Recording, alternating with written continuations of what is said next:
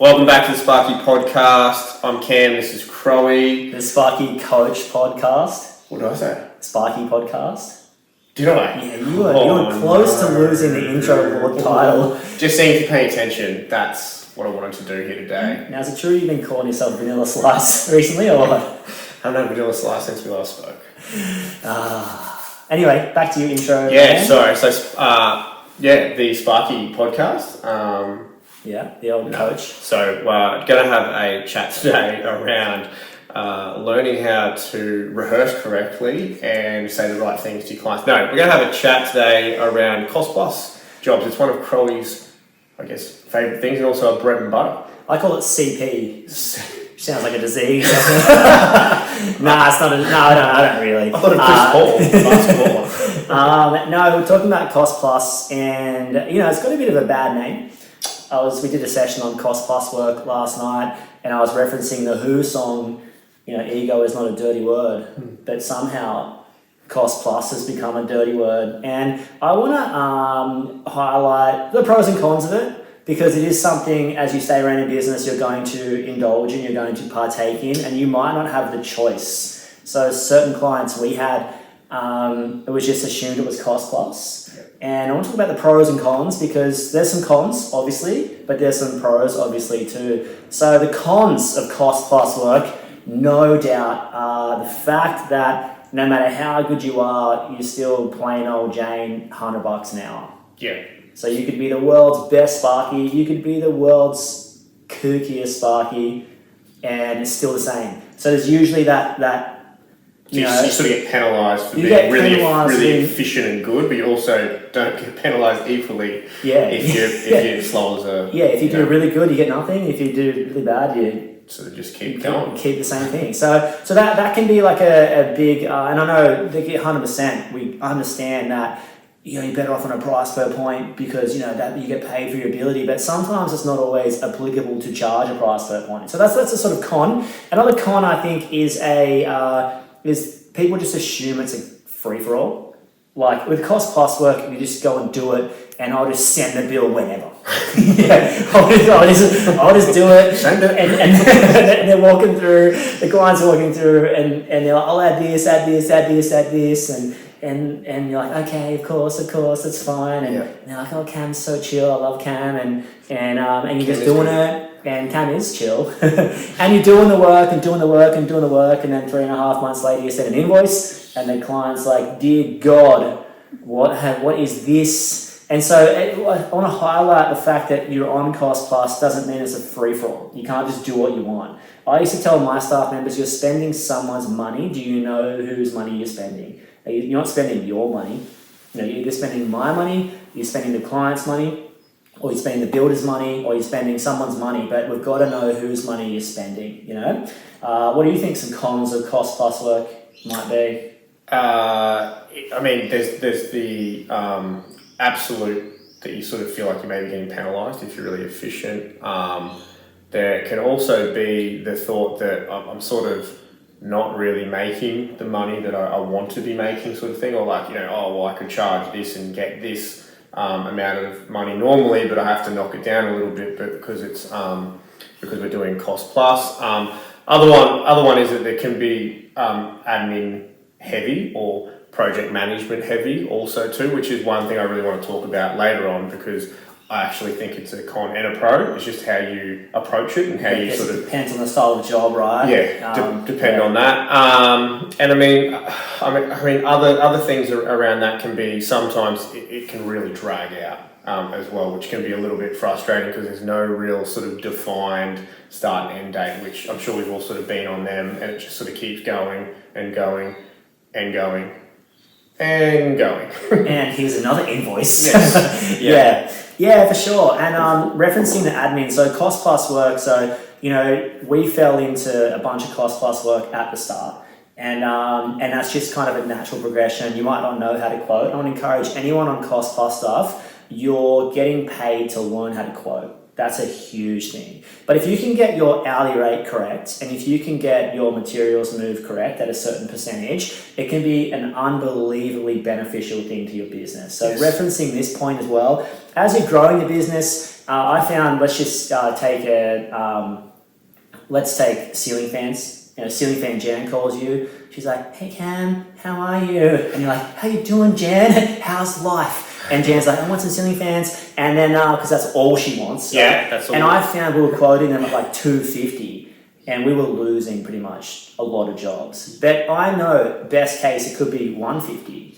So I was kind of losing jobs. And if you drove out to every single Jan out there, you'd be a very poor person. So what I started to do was some cost estimations, as you're growing the business, because if you can land the job in 4 to 6 minutes on the phone when you're driving job to job, very efficient. If you're driving around and Jan, patting the dogs, patting the cats, and talking to the bird. It's good to get out. It's socialise. It's great to get out. I'm sure you've got better things to do. But yeah, so I was like, that sounds, usually it's $150 to $250. We'll know when we get there, but here's the cost estimate, so to speak.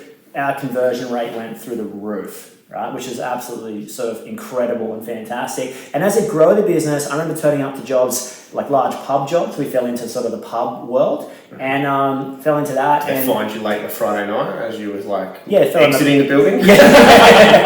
Straight from the pub, straight to work. Let's sleep here. We fell into a lot of pubs, and that was incredible work. But with that, you can't quote that because, and if you did quote it, think about, so the benefits of cost plus work on a large scale job would be no quoting. That quote's going to take you 2 to 3 weeks. Yeah. No variations handling. That's going to be a full-time job trying to handle the variation. Also, consistency of work. So for us, we're looking at 2 to 3 to 4 people for a year. And I'm like, that's fantastic. Now I've got the confidence to hire. Now I've got the confidence to basically look at the work, and that's my big rock. It's pissing down rain. Send people there, It's hailing, I don't care. They're going there. They've got a gap in the schedule, we're going there. So it was a fantastic home base, so to speak. And they go and change things, add things, subtract things, gold jacket, green jacket. Who cares? Yeah. It's a real, I think that's a real pro. Huge pro. A massive pro, and I think it's really underrated if you sort of never been involved in it or sort of been a bit, I guess, wary. Wary is probably a word a lot of people sort of go to, like, well, how do they know? How do we price it? How do we charge for it? How do we communicate with the client and all those sorts of bits and pieces? But you sort of got to think of it as like it's continual and it's ongoing, and it gives you the ability to have that volume that you require so that you can have a baseline of business that you're like, we know that we can keep 4 people busy for a year because we do work for XYZ Constructions, and all their work is in the pub space or refurb space, whatever you want to call it, and their clients, all the type of buildings that they're working in structures require maybe all of it or a portion of the job that we just have to do some work first before we even know what we're up against. And it also gives the flexibility of, I think, from a worker point of view or from a staff point of view, that the frustration level's not quite the same. It's, I'll put that light fitting up and down 4 times if you keep asking me. I'll go back in that scissor lift, back up, we're taking it back down. I know we like the colour now. We want to put it back up. So you don't get caught up in the endless amount of paperwork, like you were saying, which can be a real killer. Oh yeah, so let's just take if you had those 4 people on service and maintenance jobs and they're doing 3 jobs a day, that's 12 jobs a day. That is 60 jobs a week. That's 60 lots of scheduling, 60 lots of invoicing, 60 lots of quotes to get out, 60 or 30 lots of variations, trying to chase up payment from 45 of them because 15 pay on time and 45 don't. So very, very admin heavy, where cost plus, you won't have 1 invoice for that whole week. Yep. So I think to break it completely down, the what you need with cost plus is, and let's just talk about rates for a second, right? Because most people think that they'll have to drop my rate, and to an extent that's correct because you're efficient, you're getting 8 hours a day in, and the client's taking the risk on you. You know what I mean? On a quote, you're taking the risk. So that's where you shouldn't optimistically quote things, because the risk is on you, the callback's on you, everything's landing on you. But on cost plus, the client's kind of taking a punt on you, you know, and your work ethic and your organisation and your team and your ability skill to get set. the job done. Exactly, yeah, your capacity. So as you grow the business, it's definitely inevitable you will fall into some kind of cost plus world. And if you can lower your administration costs, you can keep your overheads low. So you can offer a wholesale rate. You know, and your wholesale rate, I don't know anyone in any industry not offering some kind of wholesale rate for like a bulk discount. Yep. You know, one of my friends runs a pretty big clothing label, and he sells to the public a lot more than he sells to Grace Brothers. It's Grace Brothers still. Maya, David Jones, or whatever, or one of those online stores. General Pants Co. GP. That was a bit of a scene back in the day. I think they're still around, aren't they? I don't know. They're getting the head We're nods. getting the yes. I wouldn't know actually. Neither do I. But there's a wholesale rate because, and on that as well, not only do you have the consistency and efficiency, you've also got the materials move through you, which is like, usually that's between $8 and $12 per person, per hour.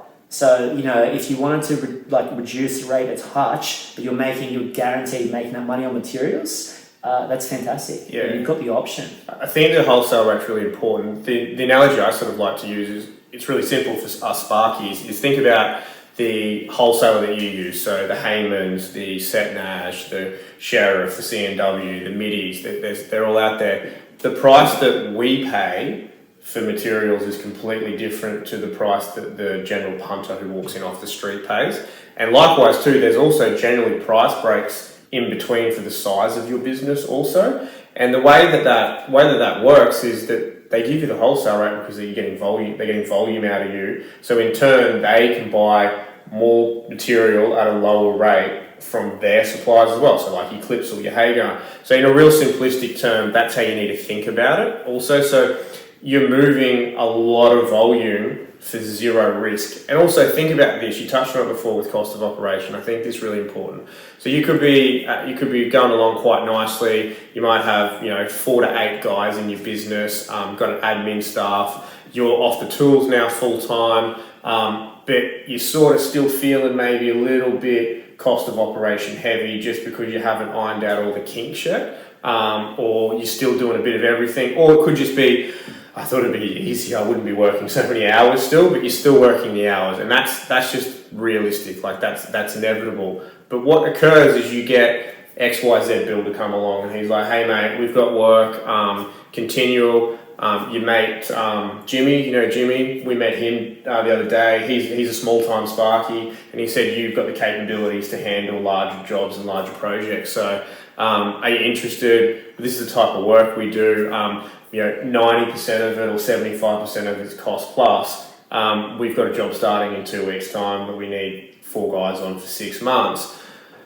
You're already flat out with the 8 guys you've got, so there's an opportunity to put 3 or 4 guys on, and you have to do nothing to your overheads. Like there'll be slight little increases because maybe a few more software subscriptions, or you might need to just get another van or something like that. But we're not talking getting a new building or getting eight more ladders or getting 4 more computers, like real heavy cost sort of things. So immediately your cost of operation is going to drop just by getting this opportunity, which I think is it's overlooked by a lot of people. They sort of see it as, it's more work, more problems, more worries, more costs. It's not really, it's a really small percentage increase for your cost of operation.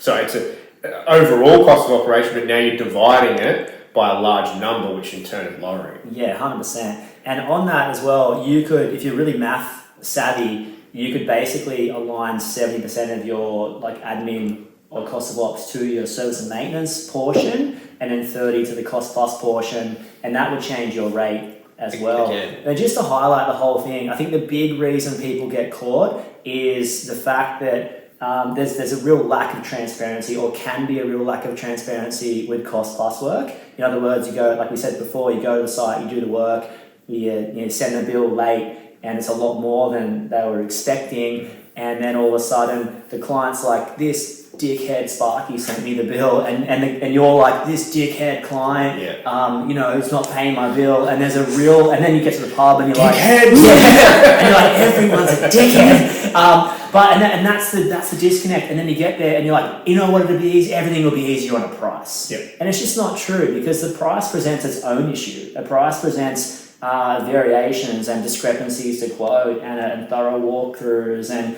complete organisation and a lot more quoting. So, the grass is always greener on each side, but if you can combine cost plus work with cost estimations, with complete transparency, with openness, with honesty, with on-time invoicing, you can do some really, really, really good things. Yes. So in sort of wrapping up, I'd be encouraging everyone to, with your cost plus work, don't shun it.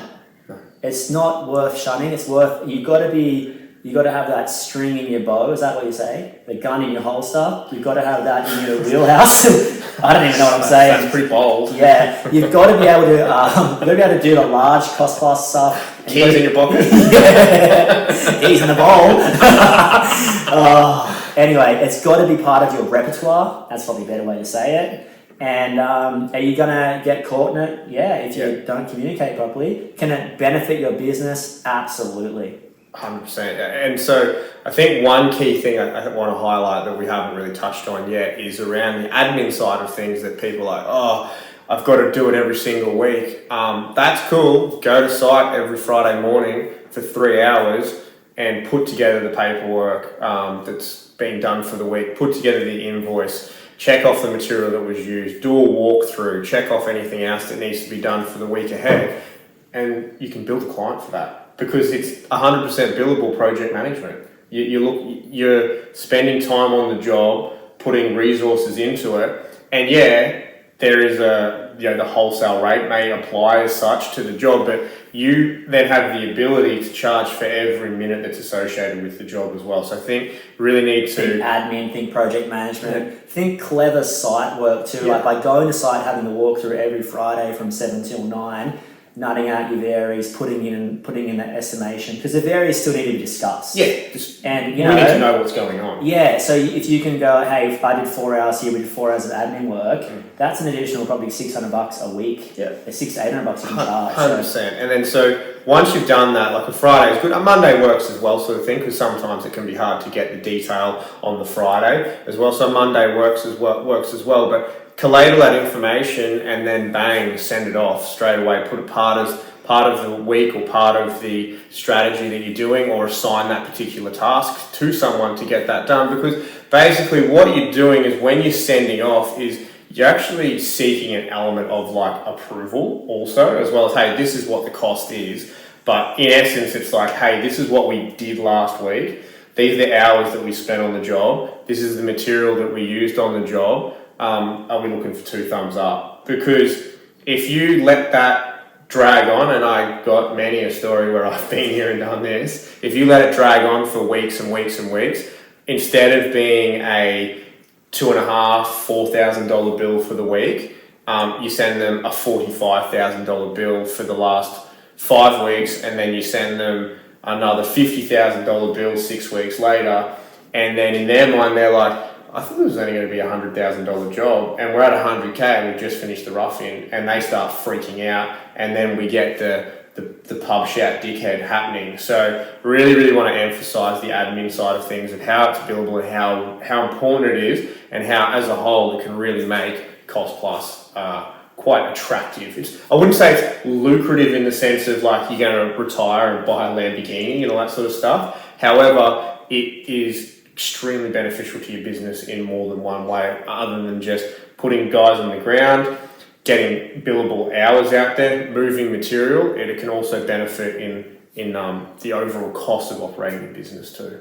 That's my little summary. Yeah, and just touch on this before we wrap it up. This is I get criticised that I always want to be the wrap it up. Oh, you're You're the intro lord, I'm the outro lord. You love wrapping a present. I love that's for sure. Up. But so it took me a while to learn this, but I remember at the pubs originally the builder was like, "Oh, you made some mistakes here. You just discount that off the bill." And I was like real insecure. I'm picturing myself looking like Mr. Burns, like real hunched over, like really insecure, going, "Oh yeah, of course we'll do that." Little shorts with no undies. real tight Yeah. shorts. Yeah, more like leggings. Like pants. Yeah. And then, anyway, it took me a while, and I started really measuring my hours. It took me a while, and I ended up just saying to the builder, hey, you know, you can't, if you're not going to celebrate our wins, you can't punish us for our mistakes. In other words, if we complete the roughing in 4 days instead of 6, I can't bill you for 6 because it's cost plus. So in turn, if we make a slight mistake, a slight error, a slight miscalculation, it swings and roundabouts. It's got to swing both ways. There's two sides to the coin, two sides to the story, two sides to the job. So mistakes happen, and if you can approach it like that in a really healthy way, like who does a job for a year and doesn't make one mistake? It's actually impossible. It's totally impossible. So yeah, communicate well, communicate honestly, communicate often, and you'll be sweet. Happy cost plussing.